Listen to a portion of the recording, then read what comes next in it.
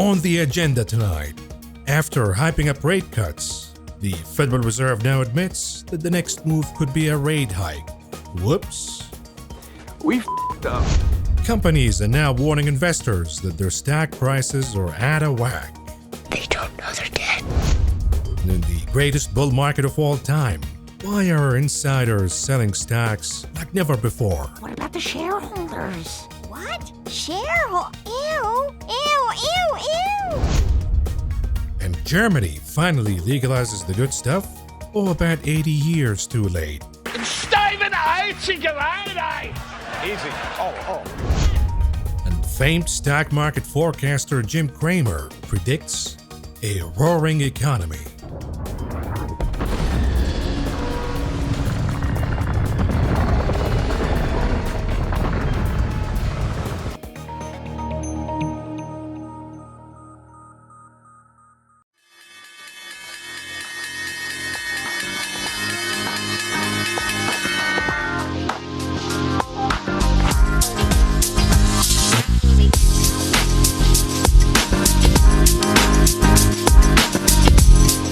Oh, right.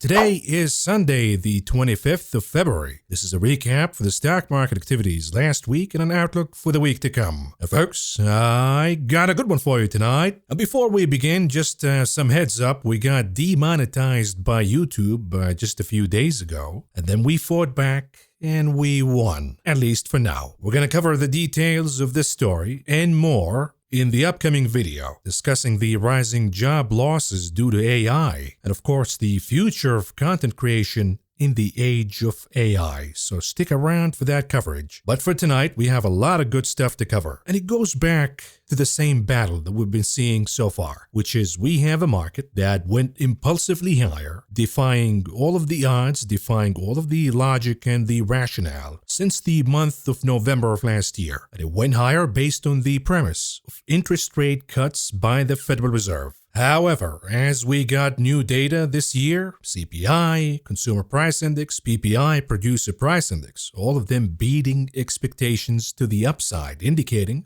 that the inflation problem is not over yet. And perhaps all of the talk about interest rate cuts by the Federal Reserve is premature. Matter of fact, now we're talking about interest rate hikes back on the table again. And it appears that the market wants to correct. But every time the market wants to correct based on the expectations of Federal Reserve policy, we get a rescue. And the rescue comes from the AI bubble, mainly led by Nvidia, which is now the most important stock in the world. If Nvidia goes down, the entirety of the global economy goes down. If Nvidia does well, the mania continues. Now, if you hear all of this, you might think to yourself that perhaps Nvidia is the biggest company in the world. Maybe that's why the entirety of the global economy actually relies on this one company. The answer is no. The valuation of the company is $2 trillion.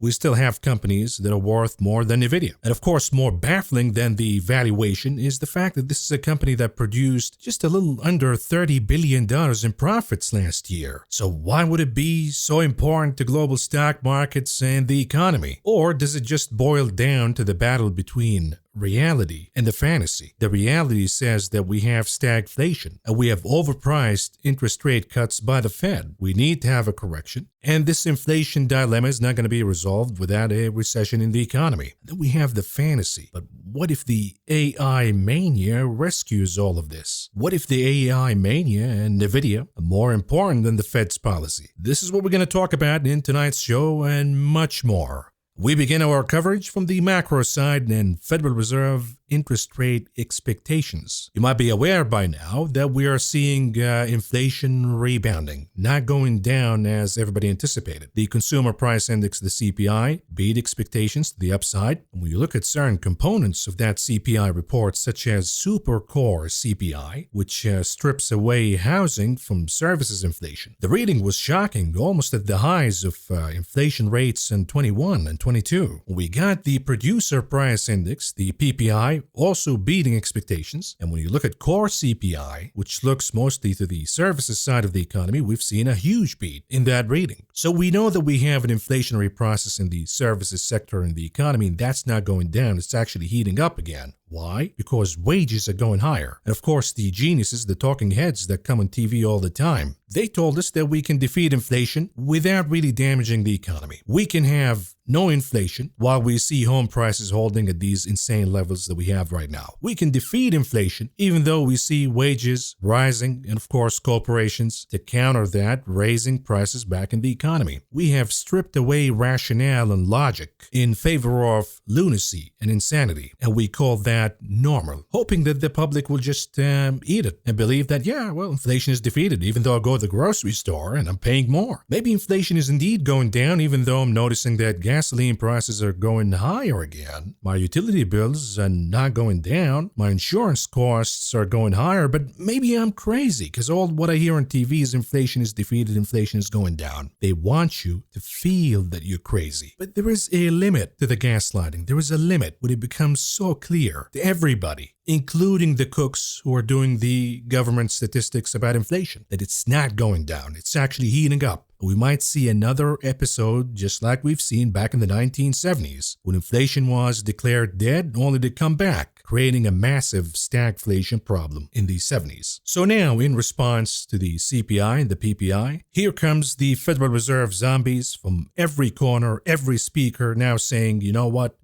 maybe we jumped the gun here.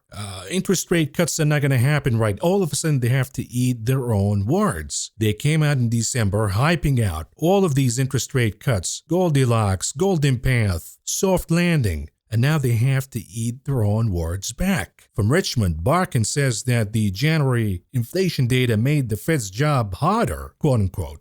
The Fed's Vice Chair Jefferson now warns of easing too much on improving inflation. Governor Waller from the Federal Reserve, another zombie, now wants a couple of months more of inflation data before making a rate cut decision. I thought we were ready to do that by March, Mr. Waller. The Federal Reserve officials are now cautioning all of them from cutting U.S. interest rates too soon or too much. Now, one might say that, yeah, but the stock market is not upset because the stock market cares about the light at the end of the tunnel, that we're done with interest rate hikes. The cuts will come, but we don't really care when they're going to come, so long as we know that they're coming.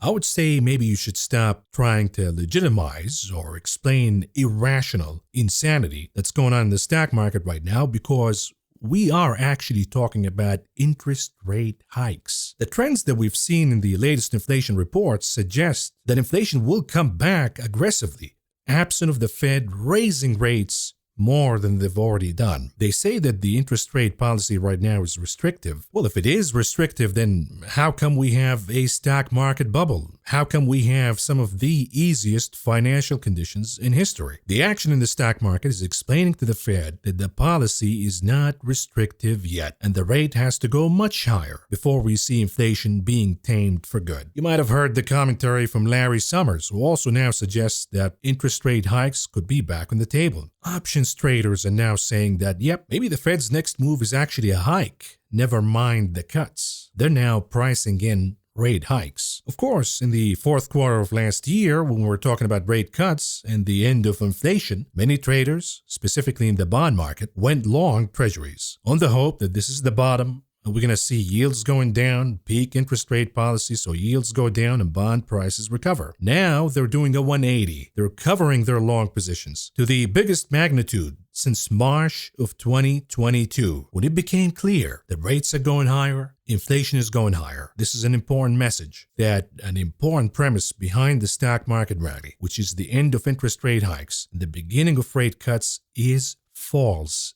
is phony, is fugazi, not going to happen. Even your beloved banksters are now admitting that, yeah, rates are going to stay higher for longer. Bank of America CEO Brian Moynihan now explains that why you'd better get used to mortgage rates of 6 to 7%. Get used to it, you bum. You're waiting for cheaper homes? Not going to happen. Not under our watch. What is the problem with higher interest rates? Because the talking heads and the perma pumpers on TV, once again, they will come out and say, yeah, it's okay. The stock market should not respond negatively to the fact that we're not going to do rate cuts. We might even do rate hikes from this point on. That's also okay. Even though they've been crying and screaming at the top of their lungs in 22 and 23 that, oh, if the Fed doesn't cut rates, everything is going to collapse. Now they say, no, higher rates are okay because we're just normalizing the policy.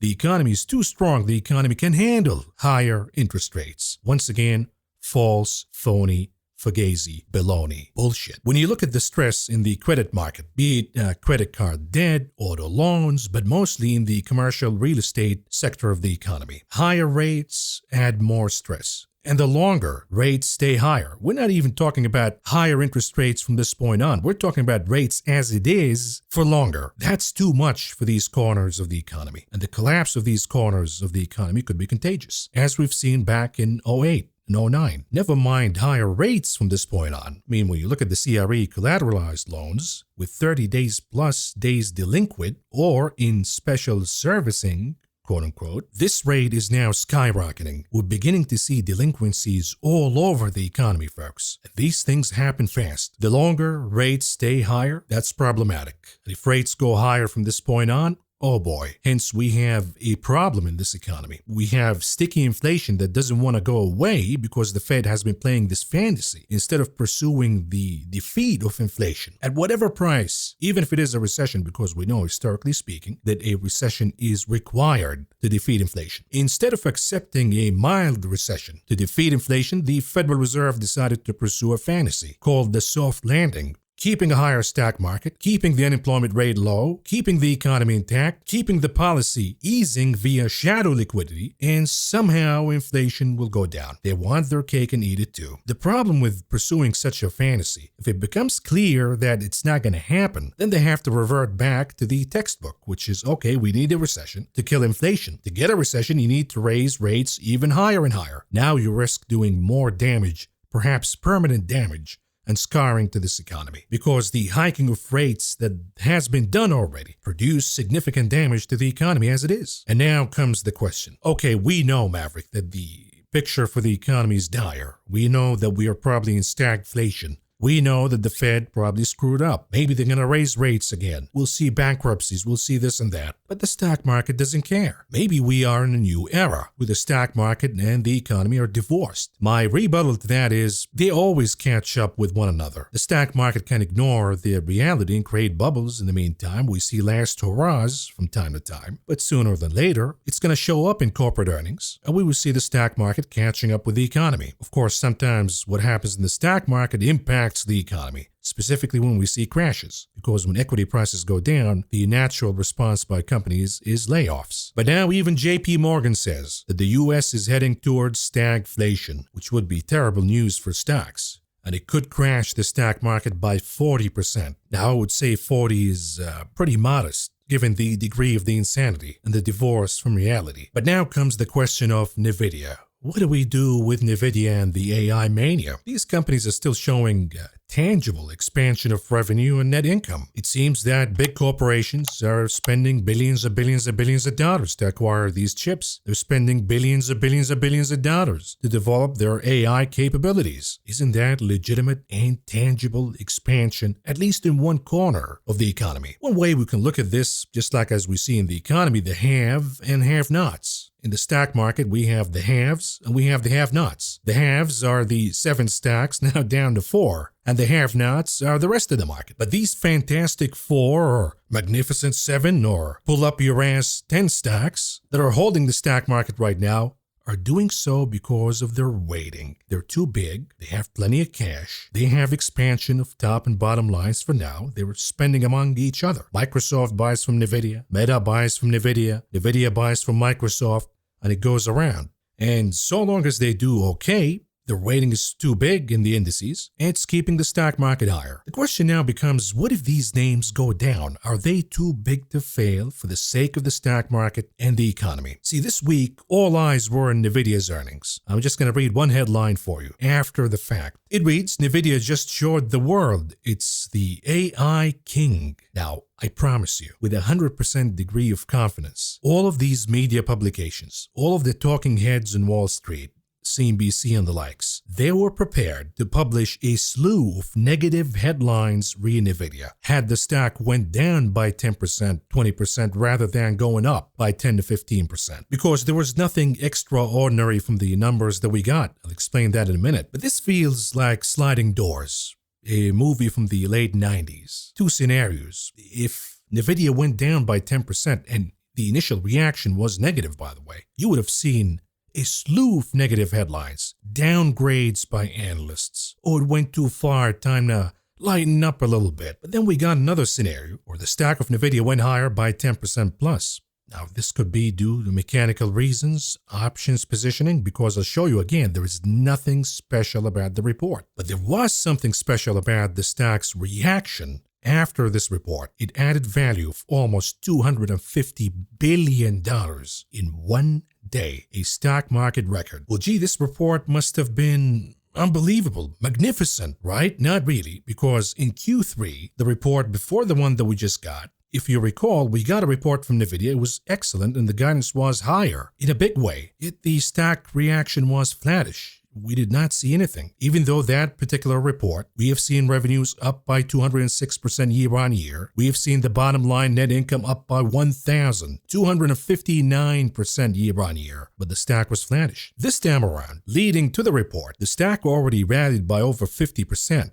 Creating about $1 trillion worth of market cap, worth of value out of thin air, rallying into this report. And after adding yet another $250 billion to the valuation. Okay, maybe the net income in this report is up 3,000% year on year. Maybe the revenue is up 1,000% year on year. Not really. Revenue was up 265% year on year. The net income was actually up 769% year on year. So what is so special about this report versus the report that we got from Q3, which produced a muted reaction by the stock? Furthermore, in this game, when we see huge expansion in top and bottom lines by any company because they are in a bubble, what we have to watch for is sequential growth. The moment we see a slowdown in sequential growth, that is usually a warning sign. And we talked about this in details in the previous video in the public channel, when we compared Cisco 99 with Nvidia 2024. And I said that the moment that will end Nvidia's mania is the point where we see costs moving higher to the point where we see net income, sequential growth in net income, that is, going negative. Now, if you're looking at this chart, it is the sequential growth of Nvidia since Q1 of 23. They call it 24 for some reason, but it is 23. Little typo there at the end. It's supposed to say Q4 2023. Anyhow, you can see that in Q2 23, that's when the stock gapped higher in a big way. We have seen revenue up by 88% quarter on quarter, costs up 59% quarter on quarter, but the net income was an impressive 203% quarter on quarter. In Q3, that's when we got the muted reaction. The sequential growth in revenues went down to 34%, the growth in costs down to 17% from 59%, and the growth in net income down to 49% from 203%. Still does not justify a top or a reversal in the stock. Now, in the latest report, we continue to see a slowdown in the sequential growth in revenue, down to 22% from 34%, in costs, down to 13% from 17%, and also in net income, 33% versus 49% in the quarter before. Again, can we justify a top or a reversal in Nvidia based on these readings? Not really. When do we do that? When the red column, the sequential growth in cost, overtakes the sequential growth in revenue in green. Then you'll see damage in the growth in net income, and that's when the story ends. The problem for you and me, though, is if we wait to see that report, it's going to be too late because the market will act beforehand. Things will leak.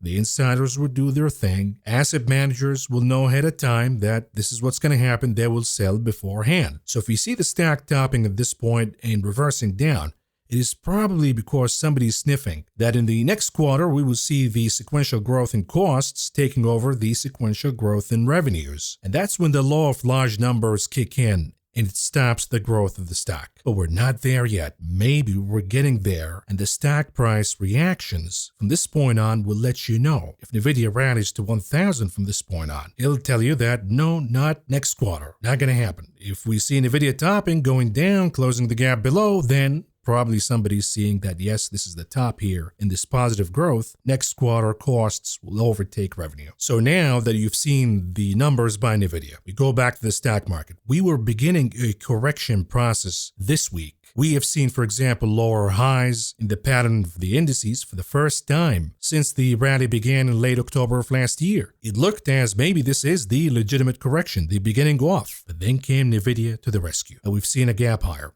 Now the debate for this week would be, did Nvidia halt and reverse the correction that was going underway in the S&P and the Nasdaq? It's important to emphasize that not just halt, but reverse, because Friday's action suggested, yeah, Thursday was a halt, but Friday not a confirmation of a reversal of the correction.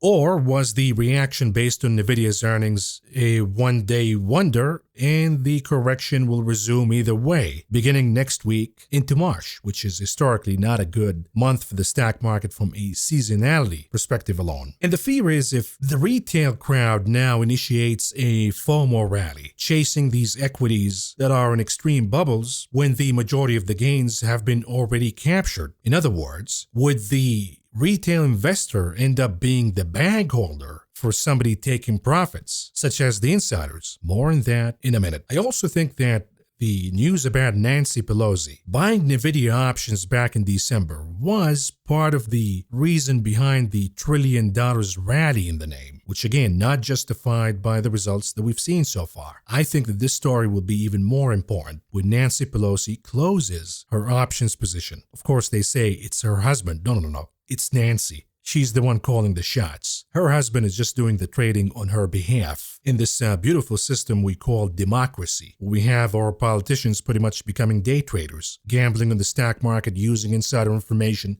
day in and day out. Of course, some made the comparison about the bubble that we see in the stock market right now, led by a few stocks, with the dot-com bubble in Y2K in 1999. We did in this channel, and we showed you the details. The rebuttal has always been, but back in the 90s, we had worthless IPOs. The companies were not really producing legitimate profits and legitimate revenue. You can't really compare one with the other. Now, I disagree. I think it is a perfect analogy, and we explained why in the previous video in the public channel. But now we have another school of thought from other economists who are saying, forget about the dot-com. What we see right now in the Magnificent Seven looks more like the Nifty 50 bubble back in the 1970s, because those stocks were producing legitimate revenues and profits, yet they crashed either way. Folks, it doesn't matter which bubble you want to look back at, Nifty 50, dot-com, GFC, it doesn't matter. All bubbles act and react the same way. This one is the most dangerous. And the reason is, again, you look at Nvidia and you look at the indices and everything looks fine. But then you look under the hood and you look at the health of the market via the breadth and the concentration, and it looks absolutely terrifying. For example, when we look at the market cap concentration among the top 10% largest US stocks, we're now reaching almost 75%, a rate that we have not seen since before the great crash of 1929 and the Great Depression that followed thereafter. Everybody's now enjoying the concentration game. Handful of stocks, if they do okay, me as a retiree or somebody who's investing in a 401k or Roth IRA account, doesn't matter. I'm buying the S&P, I'm buying the Nasdaq. So long as they go higher, I don't give a shit why they're going higher. For now, you haven't seen the part of the movie when these large stocks begin to go down in a correction. What will happen to the biggest bubble of all time, which is the passive investing bubble? Trillions of dollars of retirees' money being poured into ETFs, buying the stock market at these levels. When these large stocks stop and they begin to go down, because you have to understand that part of the catalyst of expansion in revenue and net income for these companies was inflation. If you're serious about defeating inflation, and you raise rates enough to defeat inflation, then we're going to look back and realize that the expansion in top and bottom lines for these companies since the year 2020 was pretty much due to inflation. You take that off, you see reduction in growth. So these stocks go down crashing and they take the indices down with them. What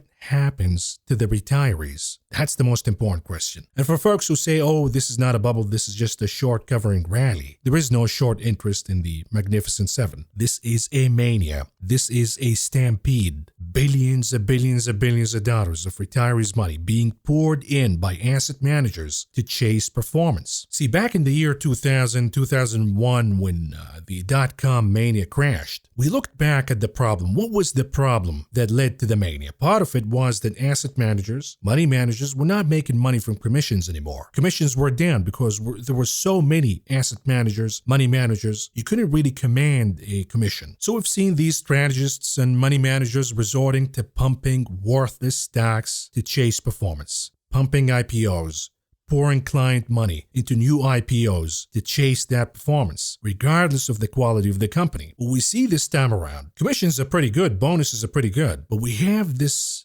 competitive mentality in Wall Street with certain asset managers producing double digits worth of returns. Other managers want to compete to be in that club of huge returns. So asset managers now shifted their mentality from producing decent returns to their investors and utilizing risk management strategies, hedging, etc. Now asset managers are so fixated in this game of, oh, I want to be in the high returns club. I can't go in a party when my returns are 8-9% a year. We have other asset managers with returns of 30% plus a year. So now we see that there's this culture in Wall Street among asset managers of pouring money in these insane valuations in these big cap stocks, chasing performance regardless of the fundamentals, regardless of the risk. One day we'll look back and we're going to realize that this was a major problem. And folks, even companies are now warning investors, you gotta take it easy. Companies scramble to reduce expectations as stocks ignore risks. What are they talking about? Here it is. Another round of rising quarterly profits reports helped drive the S&P 500 index back to record levels. But in their earnings reports, executives largely struck cautious tones in their outlooks. Just 40% of firms that issued guidance have provided earnings outlooks that exceeded analysts' expectations, according to Bank of America. If the trend holds, it would be the smallest share since April 2020, when the onset of the pandemic was sowing unprecedented uncertainty. The forecasts reflect nagging worries that the economy will cool as traders dial back the scale of the rate cut expectations from the Federal Reserve, even though growth has consistently defied pessimistic forecasts. And with the stock rally leaving valuations hovering at high levels, executives have an increased incentive to indulge in the time-honored practice of lowering the bar, helping to ensure that their companies will easily exceed it. So a little trick here by the executives, lower expectations and then it looks good. But here's the problem. Still, individual corporate outlooks have been mixed. Among the U.S. firms that provided guidance last month, more than a third issued estimates that trailed analyst expectations, the most since March 2023, according to Bloomberg. The share of those issuing higher than expected profit forecast was 21%, the lowest since February 22. So again, you look at the market technically, way overbought. We're now defying RSIs. You've seen Supermicro Computer, for example, SMCI, trading above a daily RSI of 90. You look at the fundamentals of the stock market. You can see for yourself that it doesn't reflect any fundamentals. Sounds like a dangerous stock market to me that is just hanging by the outperformance of a handful of names. You add to the mix the risk from the mechanics. So we know that the divorce from technical boundaries is extreme. We know that the divergence from fundamentals is extreme. Now we know that the behavior in the mechanics of the market is also extreme. Why? Because now we see folks shorting volatility, as we've seen before the phenomenon of Volmageddon in the year 2018. The headline reads, stocks are vulnerable to a 5% air pocket drawdown as greedy traders short volatility. What are they talking about? Here it is. VIX futures contracts expirations recently started having a bigger impact in the S&P 500, reminiscent of the 2018's Volmageddon episode. These expirations will remain dates to keep in mind, as the threat of volatility will be elevated as we move further into 24. So now all of a sudden Wednesdays, we see option expirations for the VIX. All of a sudden Wednesdays become really important. And we see huge volatility in the intraday trading on Wednesdays. What if we see traders go all in shorting volatility one of those Wednesdays, and then the same day we get a piece of information that actually plummets the stock market, causing an algorithmic selling? Now, what could have been a drop of 2 to 3% in the stock market could morph into a 10% crash in a single day because of this behavior of shorting volatility. And folks, after all of this conversation that we just had talking about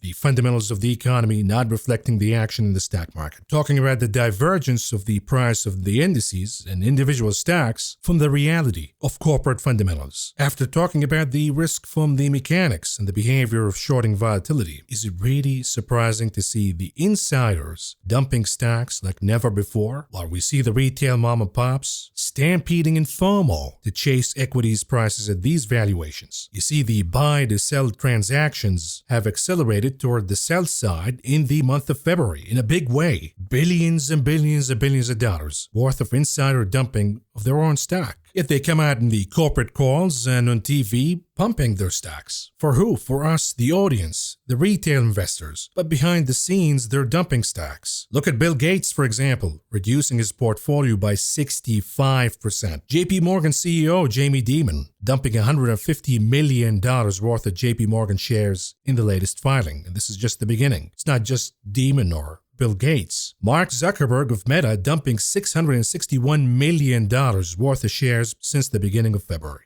Jeffrey Bezos of Amazon dumping $8.5 billion worth of Amazon shares between February 9th and February 20th. So while your money manager says, oh, we gotta buy Amazon because it is the cheapest among the Magnificent Seven, it's going to go back to the highs and exceed the highs. The founder of the company is dumping like never before. AMD's Lisa Su dumping over $20 million worth of the chipmaker stock. Why? I've been told that the AI mania is in its inception. The bubble has still ways to go. That is the case, then I'm assuming that AMD will recapture market share from Nvidia. I mean, this is why I bought the stock to begin with. Now I see the CEO dumping. And now I'm thinking, what does she know that I don't? I thought we're in the same boat here. Apparently she's not. Now I gotta think about my AMD position. The CEO of ServiceNow dumping over $25 million this week alone. And it goes on and on and on. CEO after CFO after chairman and chairwoman dumping their stock like never before. And maybe the lesson comes from Palo Alto Network, where I've seen insiders dumping stock just before the stock crashed this week and lost more than 25% of its value. Over $85 billion. Maybe that's what the insiders see. The stock valuation went out of whack, and they will never be able to live with these valuations. Something to think about. In the meantime, we have a job to do. Day to day, we have trading to do. We have stocks to invest in. We have trends that we have to follow, keeping in mind what the long-term outlook would be, that we are in a dangerous bubble. But once it goes down, we will take down everything with it. But for now, since we have day-to-day activities and week-to-week activities, let's revisit the weekly strategy. On Friday, the 16th of February, before the week even began, we had some charts to look at and some trades to follow. The bearish charts were of the NASDAQ, the Qs, Chips, SMH, Apple, and DR Horton. We made some moves in buying SQQ's calls. This is the inverse index for the NASDAQ, the triple Qs, and SOXS, which is the inverse index for Chips, betting that the Qs and the NASDAQ will go down. We also have a bet against Apple via put spread, and then we looked at charts in home builders such as DR Horton. They didn't look good, so we went with XHB. This is the home builders index. We went with a put spread for those two. In the bullish charts, we looked at the FXI, the Chinese index for technology. It looked bullish to us. So did the XBI, the biotech ETF, and the XLE, the energy ETF. So we had some bullish trades via calls and call spreads for the FXI, the XBI, and XOM, ExxonMobil, which is the biggest component of the XLE, the energy ETF. Let's give you some updates and see where we go from here. So earlier in the week, before Nvidia's earnings came out, we decided to close the SQQ's calls and the SOXS calls because there were weekly calls and there was the risk of decay and, of course, the uncertainty after Nvidia's earnings. In any case, we managed to make 100% worth of gains plus from each of these trades. Both of them were trading at around 20 cents a piece before the week began. When we closed them, they were trading at about 40 to 45 cents a piece, so we managed to squeeze in a profit of about 100% from each of these trades. When it comes to Apple, we looked at a topping head and shoulder formation, and we were looking for a confirmation with the stock closing below the 200 days moving average. And this is why we went with the Apple put spread. So any change in this strategy? Well, we look at Apple. The closing on Friday was below the 200 days moving average yet again. So we have to stick with this one until Apple recaptures the 200 days moving average as support rapidly next week. If that doesn't happen, we have to stick with more downside coming for this name. As far as DR Horton, the thesis was that we have on the weekly chart a bear flag pattern with a confirmation line of the loss of 139. And this is why we decided to go with a put spread for the XHB, the home builders ETF. This week we got earnings from Toll Brothers, a component of the XHB, and that name went higher.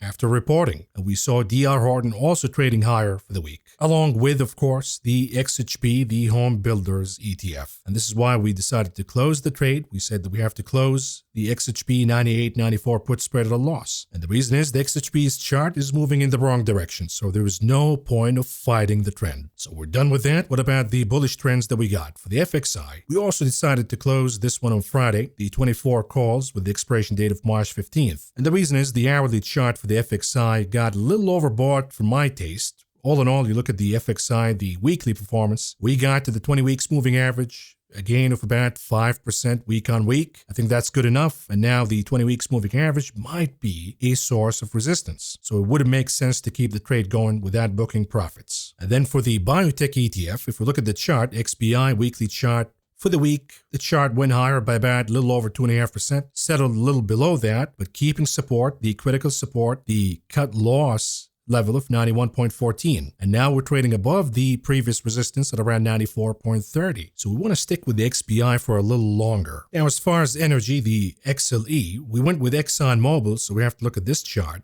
Here's the weekly chart for Exxon. Above the 20 weeks moving average, we have momentum in the MACD and the RSI and the Vortex indicators, all accelerating higher, showing bullish momentum. So for now, we have no reason to abandon this trade. If we go below the 20 weeks moving average, then we have a problem. But for now, we have to stick with it. Now, we must talk about Super Microcomputer, SMCI, which is the hottest table in the casino right now. And it can be really lucrative for options traders, intraday traders, but you have to be extremely careful when trading this name. We traded it this week on Discord with a degree of success, and some traders made a lot of money. So let's give you some updates. On February 20th, we said that as far as SMCI, if it loses 797.43, we could have another flush before the stock becomes oversold. So this could present another opportunity for a quick trade and perhaps a point for traders who did not book their SMCI puts last week to do so. And when we look at the hourly chart for SMCI, you can see the moment we lost 797.43, we got a big flush candle. Then by the end of the day, we got a reversal. So it went down by about 14%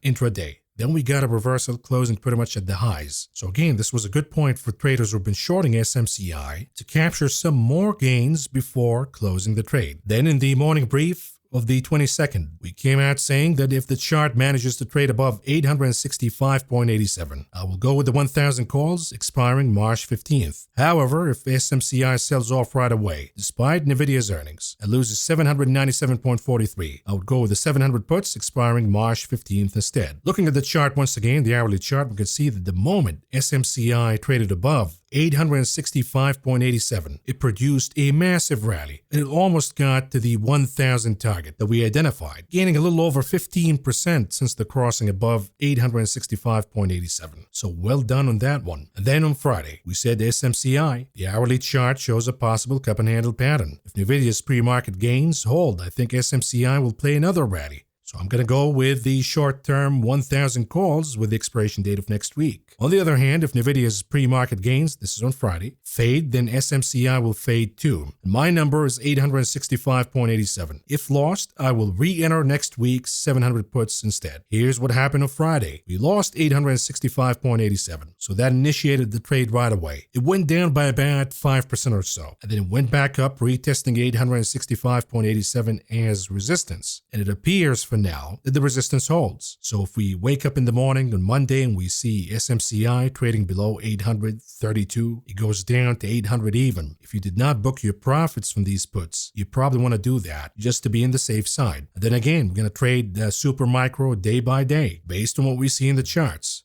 But Super Micro, folks, is not the only one. We have plenty of opportunities, so since we've done some morning briefs, let's do the morning brief from Friday. We talked about the dollar, and if the chart is retesting the 20 MA and it appears that it is given up on it, at least for now, if this behavior is confirmed by today by more declines in the US dollar after the open, the metals trade will begin to heat up. So upside bets in names like GDX and FCX Freeport McMoran, GDX is the gold miners ETF, should be considered. And as you can see, this is the dollar's chart on Friday.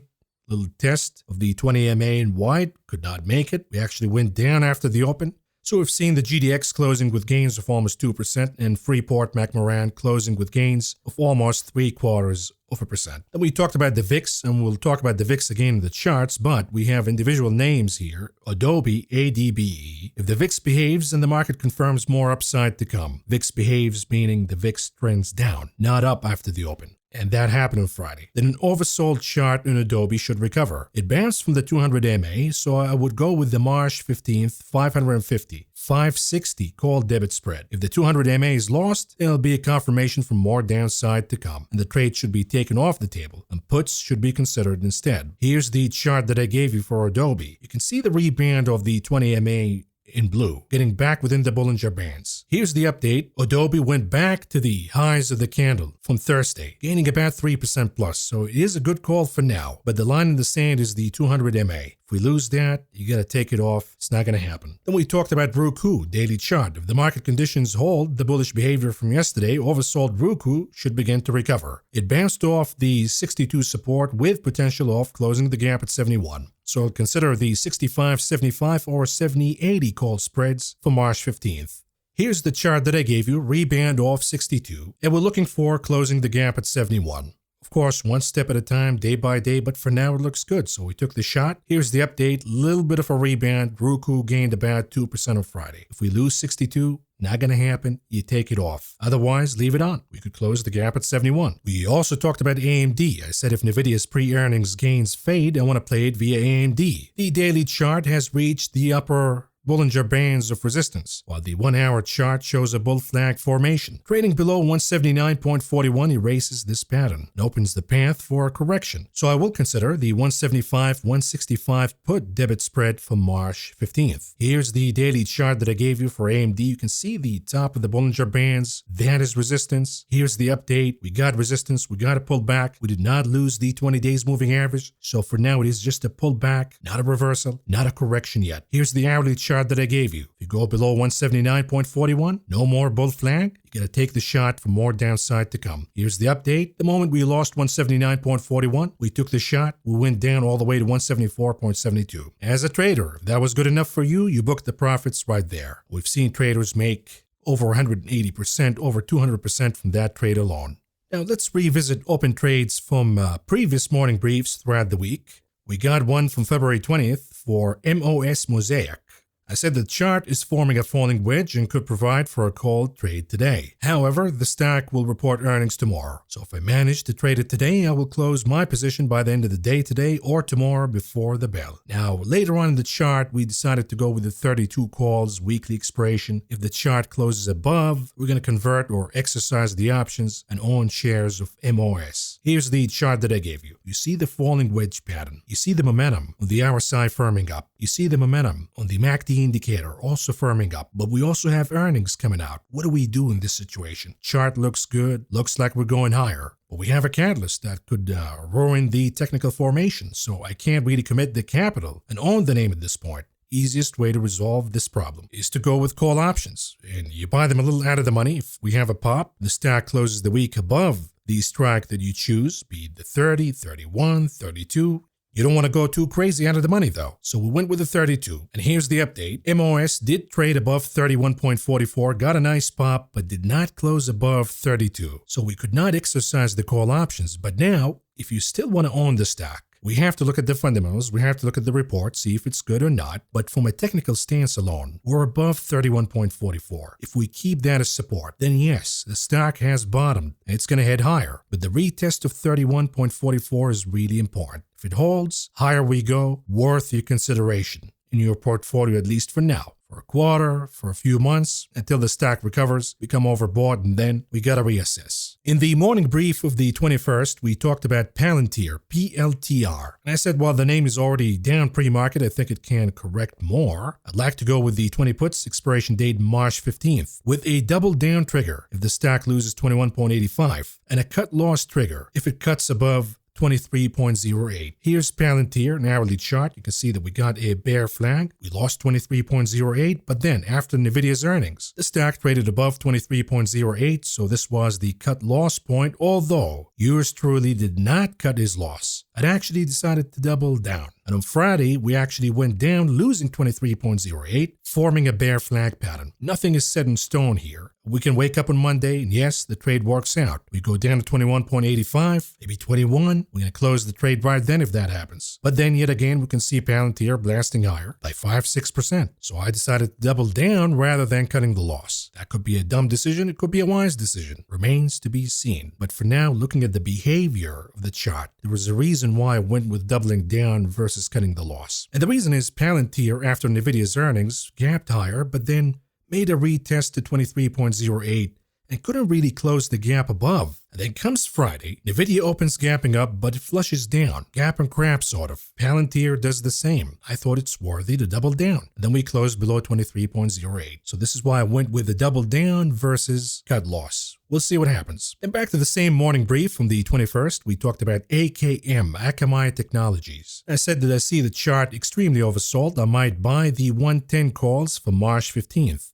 If I see the market rebounding upon the open. Now here's AKAM daily chart. You can see that it's way oversold. Maybe for good reasons, maybe not. This is not a fundamental analysis. This is a technical analysis. For now, I'm going to take the shot, betting on an oversold rebound, and I decided to go with a 110-115 call spread. And my cut loss for this trade will be 106.57. That will be the low of the pattern.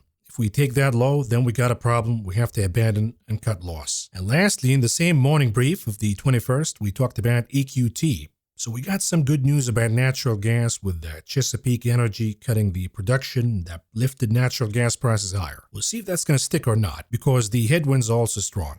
But we said for EQT with the good news today, a closing above 35 will be a confirmation for me to add to my stock position. And here's the hourly chart for EQT that I gave you. It looks like an inverse head and shoulder. We were trading almost at 35. If we cross above 35, we want to add to the position. And here's the update for EQT. You can see that the stock blasted higher above 35, continued to rally all the way to 37. For now, so far so good. I don't see any reason to reverse the decision of buying EQT. I think that whether it be EQT or Coterra or even LNG Cheniere, I think all of those will begin to recover. So we want to stick with them for now, unless of course if we see the spot price on the Henry Hub futures collapsing again, then we have a problem. Absent of that, I think we might have seen the bottom in these natural gas producers, at least for now. And folks, we're going to wrap our coverage here shorter than usual. We're not going to do the options analysis, commodities, or even charts. Some of you are aware of circumstances that prevent me from doing a longer show tonight. But rest assured, we'll be back again tomorrow if you happen to be a member of the channel, be it on YouTube or Patreon. For folks who don't want to pay the big man of Google, you can go to Patreon. We're going to produce a full show tomorrow, including the technical analysis, commodities coverage, and the options market analysis. But for now, let's wrap it up right here and move on to the conclusion of this video. What do we have on the economic calendar this week? Well, according to MarketWatch, we have a strong U.S. economic and inflation data, and Wall Street is bracing for it. What are they talking about? Monday, tomorrow, February 26th, we have new home sales. Tuesday, the 27th, we have durable good orders, the S&P Chiller Home Price Index, on top of consumer confidence. Then Wednesday, the 28th, we have the GDP revision. To me, that's going to be important. Then we have the advanced U.S. trade balance, retail inventories, wholesales inventories, along with the zombie from Atlanta, Raphael Bostic. Comes Thursday, the 29th, the most important day of the week. We have initial jobless claims, then we have the PCE index, which is the Fed's favorite inflation index, and the reason is it manipulates the actual data a little better than the CPI. But the PCE is not going to be the only piece of data we're getting. We're also getting the Chicago Business Barometer, on top of pending home sales, and then more Fed zombies, yet again from Atlanta, Raphael Bostic, from Chicago, Goolsby, from Cleveland, Mister, and concluding with the new zombie from Kansas City, Jeff Schmidt. And lastly, Friday, March 1st, we have manufacturing PMI, ISM manufacturing, construction spending, the final reading of consumer sentiment, and then more Fed zombies, this time around from Dallas, Lori Logan, Fed Governor Waller, and yet again from Atlanta, Boston, concluding with the zombie from San Francisco, Mary Daly. And with that, folks, that's a wrap. Thank you for being with us tonight. If you enjoyed the show, kindly press the like button, subscribe, leave us a nice comment, consider being a member. We're trying to be independent from YouTube, so help us doing that. But folks, this is all I got for you for tonight. Thank you for listening, thank you for watching, and I will talk to you again tomorrow. Good night. Hey, remember what the Monty Python boys say? What? Always look on the bright side of life? No. Nobody expects the Spanish Inquisition.